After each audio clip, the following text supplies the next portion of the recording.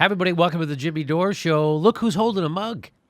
Oh, it's the miserable liberal at Ron Placone. Lots of different mugs holiday mugs over at the Jimmy Dore Show. There's a link spreadshirt. You get nice Look at the T-shirt stuff he's wearing.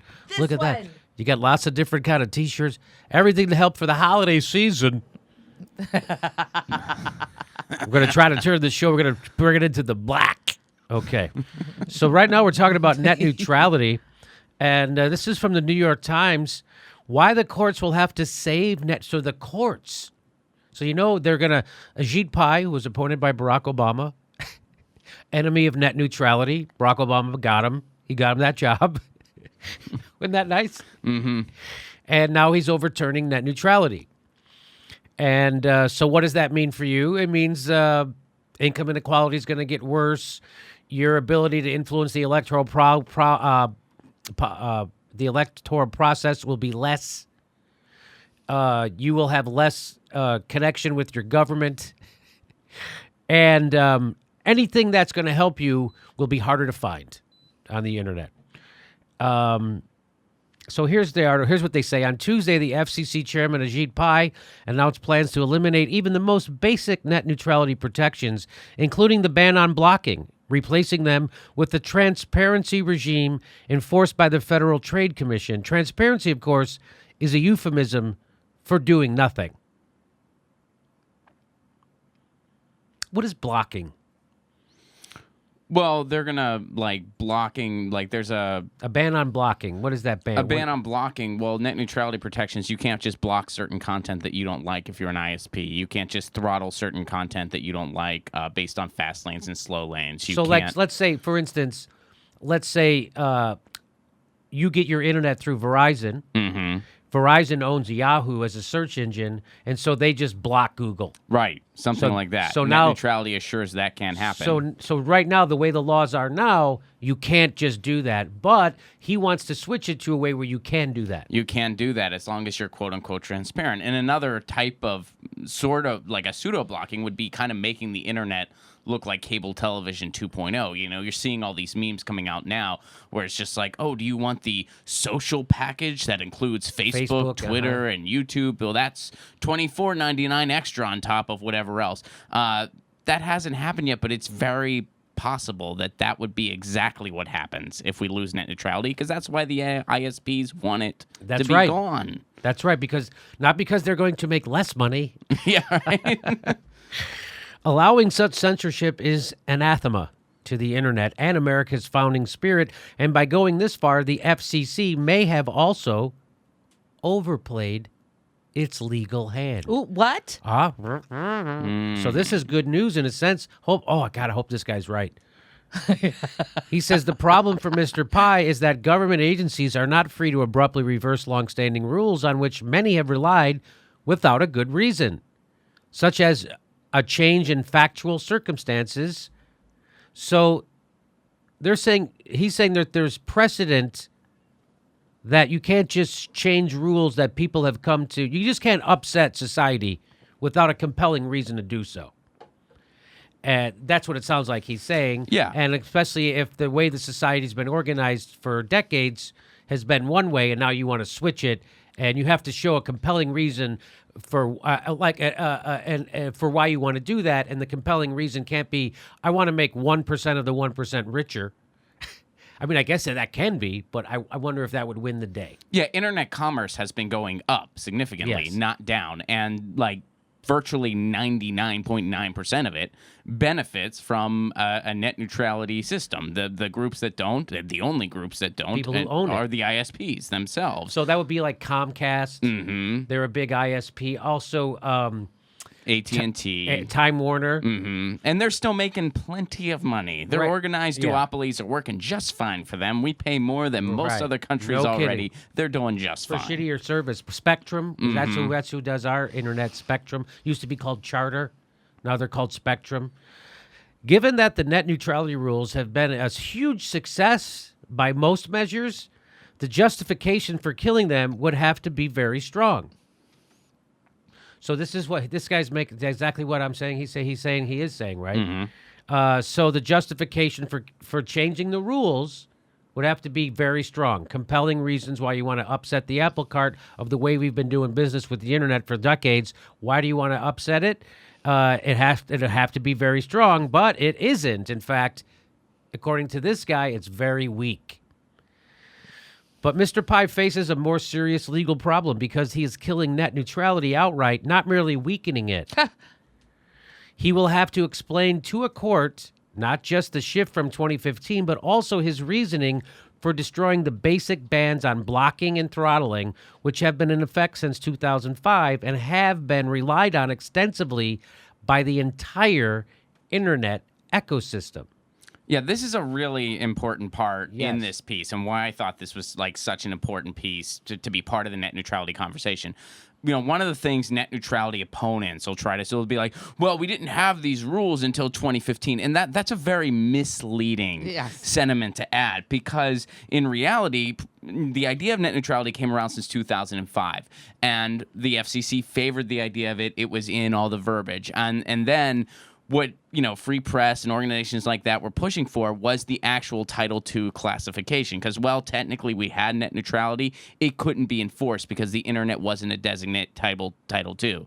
So when the cable companies took the FCC to court, the FCC lost, but the court basically said, if you just make the internet a Title II, you're good, and net neutrality is back.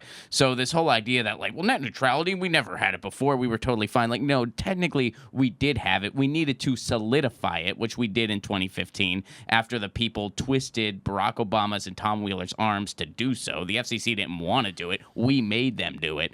And now AG Pai wants to go backwards, not just from 2015 on. That's what they want you to think. He wants to go backwards pretty much to reinstate the internet as we know it, because we've basically always been playing by net neutrality rules until the companies tried to divert from them.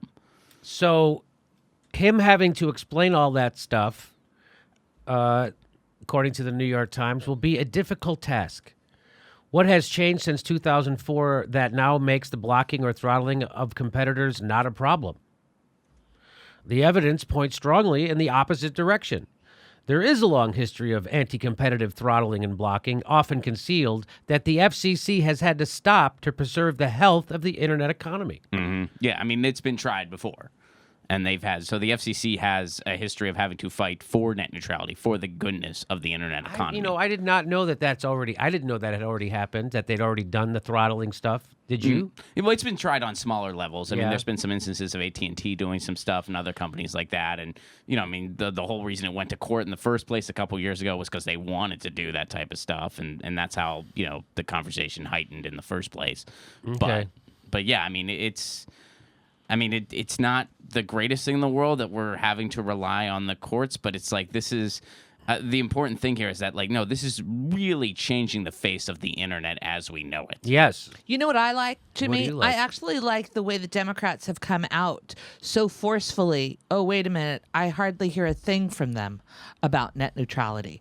It's like, it seems as if it's like a grassroots kind of movement that people have to come together and scream and shout about maintaining neutrality for us and access. I guess ultimately it's a protection. It's very much so a protection. And to be totally fair, there have been some. I mean, Kamala Harris has been saying some stuff for it. So people have been speaking. And one of the people that really was good on net neutrality, didn't agree with him on everything, but on net neutrality was actually Franken. Al Franken was pretty good on the net neutrality thing.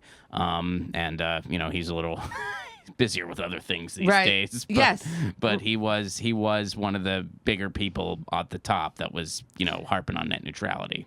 But don't you think it's so weird that they're not making it a priority since it really is about access? Yeah. Well, no, I mean, it's huge. And yeah, you're not hearing much about it. And I think that's even more a fault of the corporate media, because look at who owns MSNBC, Comcast, which we've talked about. I mean, we've done stories on this show about them playing dumb about net neutrality, which is it is a very complicated web, but it's not like when you strip it down, it's not that complicated of an idea to reach the conclusion of we need net neutrality. But yet they'll play dumb on it. CNN, Fox News. I mean, the stories are basically non-existent on net neutrality. So they're doing this national day of protest about this, which is I'm glad we can tell you about it. It's VerizonProtests.com. It's VerizonProtests.com. Don't kill net neutrality. It says the new chairman of the FCC was a top lawyer at Verizon, and now he's calling for a vote to kill net neutrality. We're protesting at retail stores across the U.S. to demand that Congress stop Verizon's puppet, FCC, from destroying the internet as we know it. Join the protest. So you might want, why Verizon? Yeah. Well, this is what they say. The new chairman of the FCC is Ajit Pai. He's a former top lawyer for Verizon, and the company has been spending millions on lobbying and lawsuits to kill net neutrality so they can gouge us all for more money. By protesting at Verizon stores, we're shining light on the corruption and demanding that our local do something about it. Only Congress has the power to stop Verizon's puppet FCC. So at the protests, we'll be calling and tweeting at legislators, and in cities where it's possible, we'll march from Verizon stores to lawmakers' offices. The December 7th protests representing growing grassroots backlash to the FCC's plan, which polls show is wildly unpopular with people from across the political. So December 7th is the day. The events are supported by a group called Team Internet, a grassroots network of nearly 500,000 volunteer activists spearheaded by Demand Progress, Fight for the Future, and Free Press Action Fund. 3 of the groups behind the massive July 12th Net Neutrality Day of Action that drove millions of comments, emails, and phone calls to the FCC and Congress. So that's who's doing this. Team Internet, along with Demand Progress, Fight for the Future, and Free Press Action Fund. Over recent months, those groups behind the protests have organized thousands of constituents to attend more than 600 town halls and meetings with lawmakers to demand their support for net neutrality. A phone call campaign through battleforthenet.com has generated nearly 250,000 phone calls to legislators' offices. So here's the place again. Well, let me just show you this. Dave Anthony says this. He's a friend of the show from the Dollar Podcast. He says, nationalize the internet. We paid to develop it. We dropped $400 billion for infrastructure that the companies never completed and just kept. Why the fuck should private companies restrict it? Fuck them. Nationalize it. Yes, Yeah, Dave. well, he's absolutely right. And, Yes. and let's keep in mind, in the long run, which, obviously the fight for net neutrality in the short term is incredibly important. But in the long run, we're going to need municipal internet solutions like what a lot of other countries have that have faster internet service and better internet access than we do. Of course, it's another one of those things. We have the resources to pay for it 1,000,000 times over. Right. But, it's not a priority. Maybe someday we'll have the same internet speed as Latvia. Right. So there it is again. Go to VerizonProtest.com. And they have a map there, and you can find out where the protests are in your town. I found my Verizon store already. And if there's not a protest already scheduled to happen in your town, you can host one, and they'll help you. Oh, that's So great. go to VerizonProtest.com to get all the information about how to protest net neutrality being taken away by this administration. So go to VerizonProtest.com. That'll help you. And by the way, to make sure shows like this get through, make sure you subscribe and click the bell next to it so you get a notice every time we drop a video. People are telling us they don't get notices, and they're being unsubscribed from our channel even though they didn't do it. So please make sure you do that, and we'll see you December 4th. That's our next live show, live Jimmy Dore show, December 4th in Burbank, California. Links for tickets right there, and become a patron to help support our show. We drop a couple hours of extra videos every week. Can I say something real quick, Yes. Jimmy? I just want to add and check that subscriptions list every now and again, because this show gets emails every day of people that have been watching the show for years that have been unsubscribed. Yes, so they're Don't unsubscribing. forget to check that list, even if you do ring the I bell. was unsubscribed. Steph was unsubscribed from our show. That's amazing, right? So please make sure you're still subscribed. Please make sure you click the subscribe, click the bell so you get a notification. And thanks for supporting the show.